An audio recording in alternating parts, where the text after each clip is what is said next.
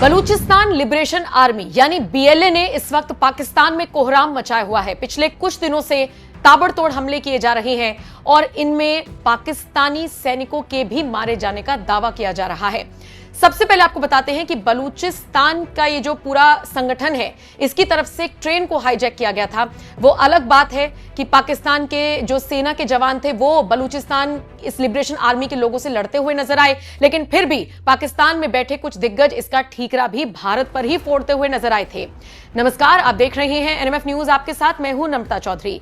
पाकिस्तान में किस तरीके से कोहराम मचा हुआ है ये तो आप बखूबी जानते होंगे। इसका सीधा सीधा उदाहरण उस वक्त देखने को मिला जब हाफिज सईद की मौत की खबर सामने आई, जो कि भारत का मोस्ट वांटेड आतंकी था, 26/11 हमले का मास्टरमाइंड था। तो भारत के लिहाज से तो ये एक बड़ी खबर थी, लेकिन पाकिस्तान में हड़कंप मच गया, क्योंकि सिर्फ हाफिज सईद ही नहीं बल्कि उसके राइट हैंड और उसके भतीजे की भी मौत की खबर आई। इसके अलावा क्वेटा में भी एक हाई प्रोफाइल किलिंग हुई है। लगातार जिस तरीके से पाकिस्तान में चुन चुनकर भारत विरोधियों को मारा जा रहा है, उसको लेकर तरह तरह की प्रतिक्रियाएं सामने आ रही हैं। लेकिन इन सब के बीच पाकिस्तान को एक और बड़ा झटका लगा है, और ये झटका लगा है चाइना की तरफ से। दरअसल चीन ने अपना इन्वेस्टमेंट रोक दिया है, जिसके बाद कहा जा रहा है कि पाकिस्तान को दोहरी मार लग रही है।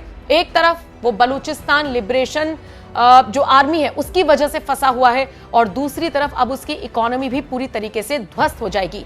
सबसे पहले तो ये जान लीजिए कि बीएलए ने दावा किया है कि सैनिकों पर जो हमला हुआ था उसमें 90 सैनिक मारे गए। एक के बाद एक लगातार हो रहे हमलों से पाकिस्तान का आर्थिक नुकसान हो रहा है। इससे चीन बुरी तरीके से प्रभावित है, और इसीलिए खबर मिल रही है कि चीन ने अपना जो फंड था, अपना जो इन्वेस्टमेंट था, उसको फिलहाल रोक दिया है। पाकिस्तानी सेना का काफिला सुरक्षित नहीं है, यह तो उस वक्त तय हो गया जब सेना पर लगातार हमले हो रहे हैं, और रक्षा विशेषज्ञ हेमंत महाजन भी इसी तरफ इशारा करते हुए नजर आए हैं। वो ये कि इन हमलों की वजह से चीन ने अब अशांत क्षेत्रों में इन्वेस्टमेंट पर रोक लगाने का फैसला किया है। यानी कि पाकिस्तानी प्रशासन ने चीनी प्रोजेक्ट चीन पाकिस्तान इकोनॉमिक कॉरिडोर सीपीईसी की सुरक्षा में ही 40,000 सैनिक तैनात कर रखे थे। बावजूद इसके बड़े अटैक हो रहे हैं, जिसके बाद चाइना ने अपने कदम पीछे खींच लिए हैं और पाकिस्तान को अकेला छोड़ दिया है।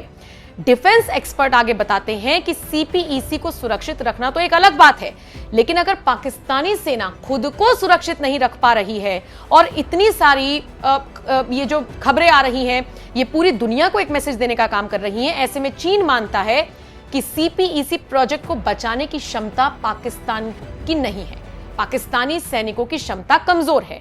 बलूचिस्तान का पूरा क्षेत्र चीन के प्रवेश द्वार के रूप में काम करता है, और पूरा क्षेत्र पाकिस्तान विरोधी समूह के हमलों की जद में है।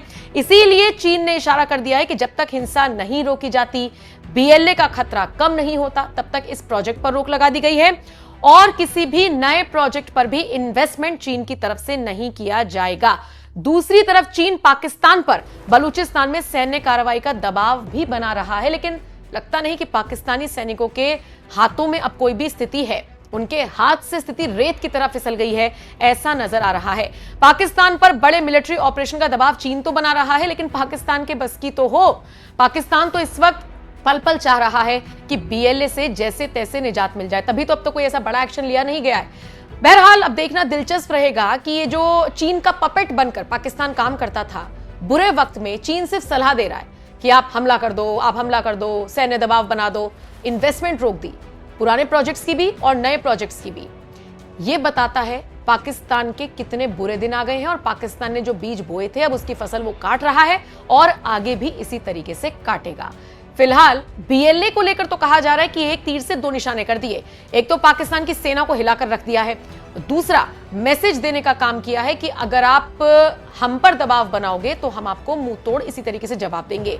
और सबसे बड़ी बात, ये जो इन्वेस्टमेंट रोका गया है ना चीन की तरफ से, इसको लेकर दुनिया भर में बातें हो रही हैं कि यह है चीन का असली चेहरा, जो पाकिस्तान को पता होना चाहिए था। बहरहाल आप इस खबर को लेकर क्या राय रखते हैं, हमें जरूर बताएं।